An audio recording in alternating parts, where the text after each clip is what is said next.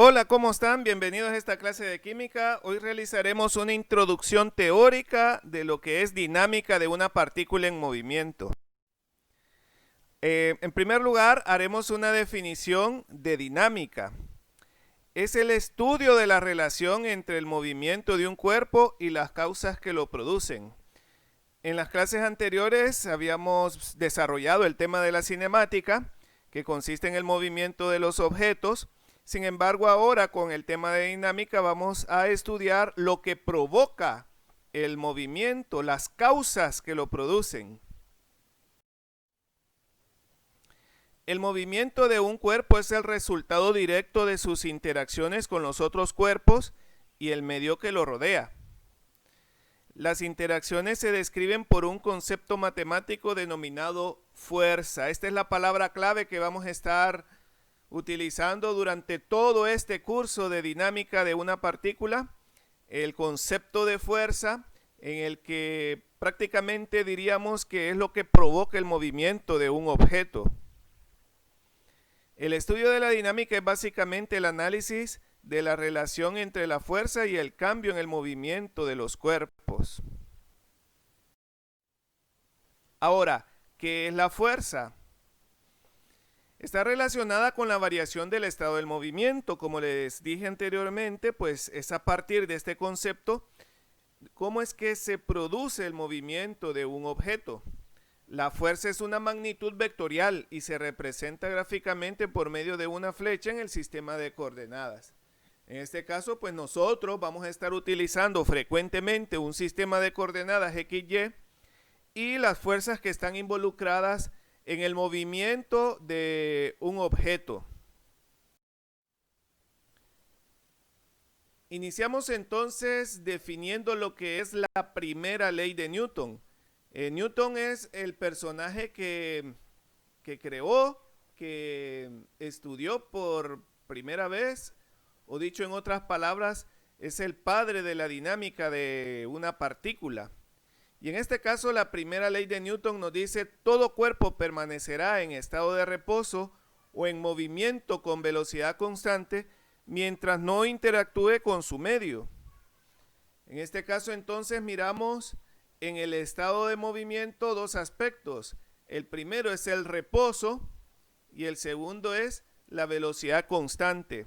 Estas dos frases son características de la primera ley de Newton.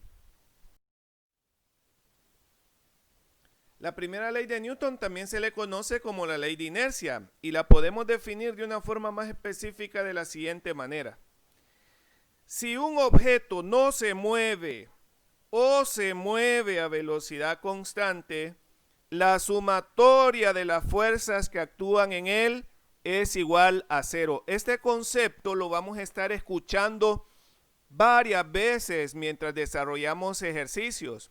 Porque imagínense ustedes, si un objeto no se mueve, quiere decir que un objeto que está sobre una mesa no se está moviendo, por lo tanto se está aplicando la primera ley de Newton. Si nosotros nos encontramos sentados,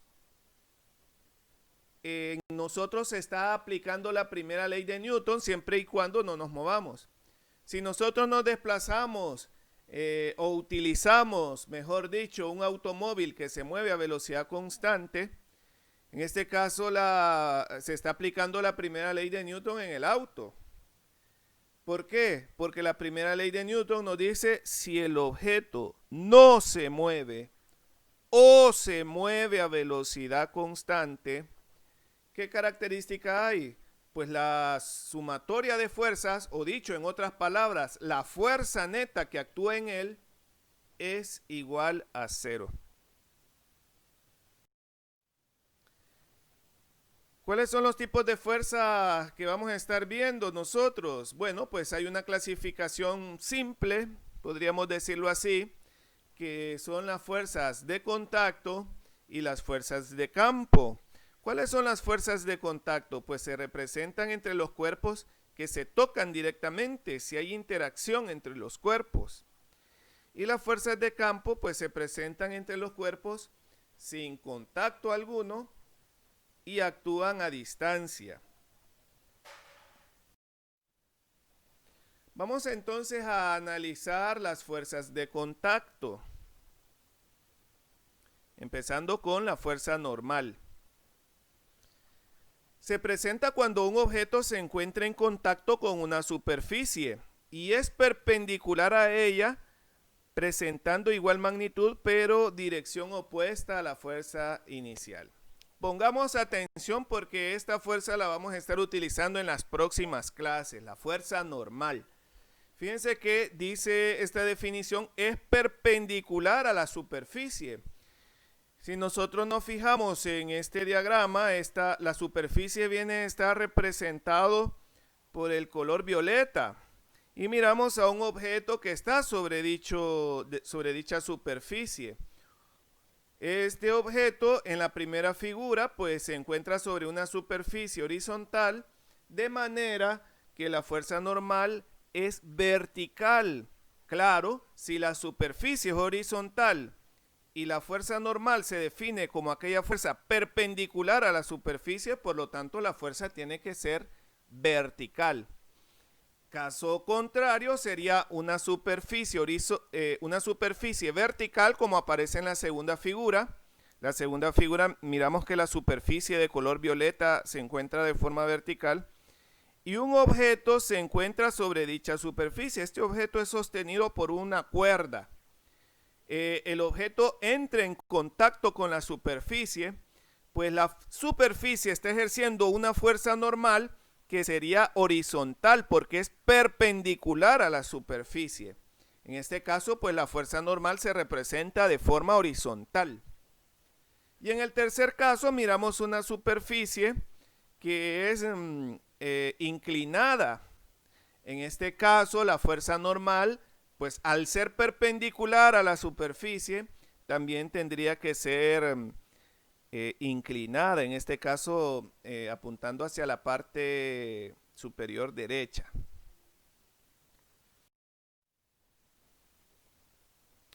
Otro tipo de fuerza de contacto es la fuerza de tensión. Se presenta al aplicarle una fuerza al extremo de una cuerda o cable, transmitiendo la fuerza por toda la longitud del mismo.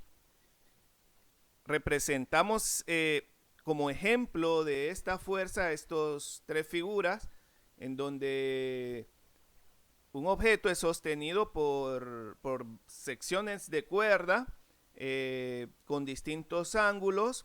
A la fuerza que se está aplicando en esa cuerda se le llama tensión, como el que aparece en el centro, la figura del centro, donde hay dos grupos de personas que están alando de una cuerda. La fuerza que se está presentando en la fuerza se le llama tensión. Y de la misma forma, en el ejemplo que aparece del lado derecho, donde una persona está alando de un objeto, aplicándole un ángulo de 30 grados, esa letra F que representa el vector fuerza, esa fuerza se le denomina fuerza de tensión. Otro tipo de fuerza es la fuerza de fricción. Se presenta cuando hay contacto entre dos superficies que se deslizan entre sí y siempre se oponen al movimiento de estas.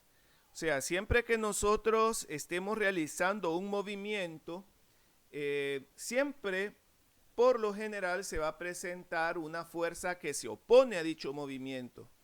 Y a esa fuerza se le llama fuerza de fricción. Miramos estos dos ejemplos.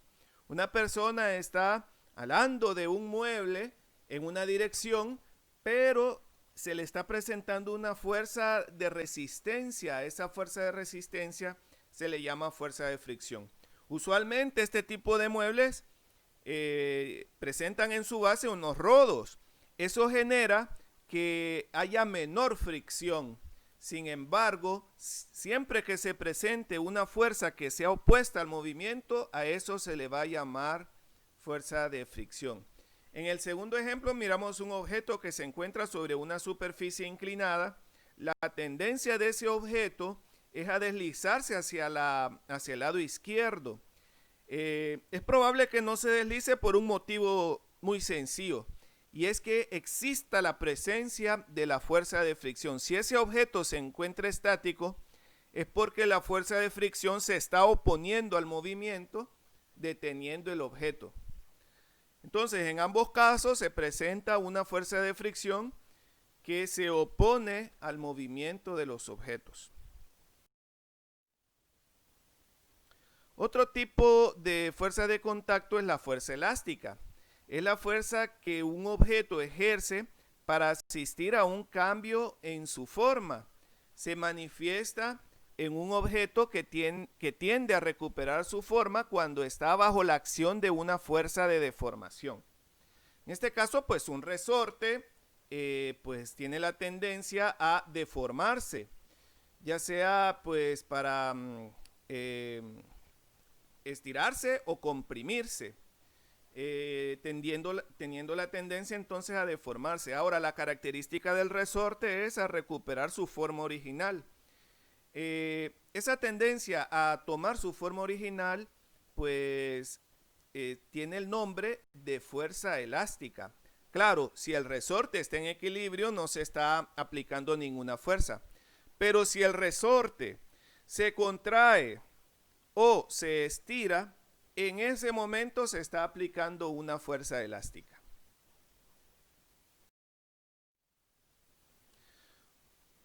Ahora pasaremos a las fuerzas de campo, que son aquellas donde no hay contacto entre dos objetos, como por ejemplo la fuerza gravitacional, denominada también fuerza gravitatoria o fuerza de gravedad. Es la fuerza que experimentan entre sí los objetos con masa, como por ejemplo pues el Sol con la Tierra o la Luna con la Tierra. En este caso pues existe una fuerza de atracción llamada gravitacional. Tenemos también las fuerzas electromagnéticas. Es de carácter doble, ya que es a la vez una fuerza eléctrica y también magnética. Tiene su origen en el interior del átomo. Ahora bien, vamos a pasar a ver cuáles son las unidades de la fuerza. Y vamos a ver estos 4 tipos de unidades. El kilopondio es la unidad de la fuerza del sistema técnico, o sea, kilogramo fuerza. El newton, que es la unidad que nosotros vamos a estar utilizando en nuestras clases, porque es la unidad de fuerza en el sistema internacional. La DINA es la unidad de fuerza del sistema segesimal o CGS, y estas unidades es sumamente pequeña y solo se utilizan en experiencias de laboratorio. Y la libra fuerza es la unidad de fuerza que se utiliza en el sistema inglés.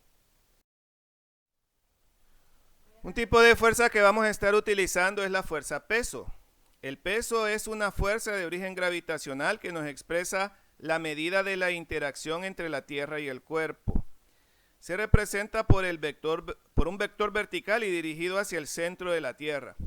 Es un tipo de fuerza que vamos a estar utilizando bastante en futuras clases, y podemos decir que el peso es el resultado del producto entre la masa de un cuerpo por la aceleración, en este caso la gravedad, que es de 9.8 metros por segundo al cuadrado, que corresponde a la Tierra. En este caso, un objeto que tiene una masa de 80 kilogramos aquí en la Tierra, pues tendría un peso de 784 newton. Y en la Luna tendría un peso distinto, 128 newton, debido a que en la Luna la gravedad es de 1.62 metros por segundo al cuadrado. Entonces, esa es la diferencia en peso de un objeto aquí en la Tierra y en la Luna. ¿De dónde provienen las unidades de Newton? Las unidades de Newton provienen de la multiplicación de unidades de masa por unidades de aceleración. De esta forma, un Newton es el resultado de la multiplicación de 1 kilogramo por 1 metro por segundo al cuadrado. Por ejemplo, si un objeto tiene una masa de 80 kilogramos y nosotros deseamos calcular el peso que tiene aquí en la Tierra, así como miramos en la diapositiva anterior, pues el peso vendría a calcularse multiplicando la masa de dicho objeto, que es de 80 kilogramos, por su aceleración aquí en la Tierra, que es de 9.8 metros por segundo al cuadrado en promedio. De manera que el resultado del peso sería 784 kilogramos por metros sobre segundo al cuadrado. A este tipo de unidad se le conoce como newton. El resultado es el peso 784 newton.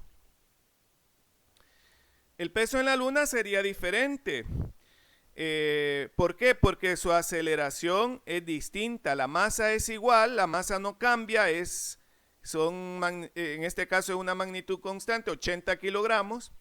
Y al multiplicar por la aceleración de la Luna, 1.6 metros por segundo cuadrado, obtenemos un resultado de 128 kilogramos por metro sobre segundo cuadrado, o sea, 128 newton. Por lo tanto, miramos que un objeto que tiene la misma masa aquí en la Tierra tiene un peso distinto a lo que tiene en la Luna. ¿Debido a qué? Debido a que tiene una aceleración distinta, ¿verdad? En la Tierra es 9.8 metros por segundo cuadrado y en la Luna es 1.6 metros por segundo cuadrado. Seguimos analizando la magnitud de fuerza y observamos que las unidades de la fuerza son los newton. Ya miramos que resultan de la multiplicación de unidades de masa por unidades de aceleración. Pues los newton se representan en el sistema internacional con la letra N. Y también podemos decir que las unidades de fuerza se pueden medir por medio de un instrumento llamado dinamómetro.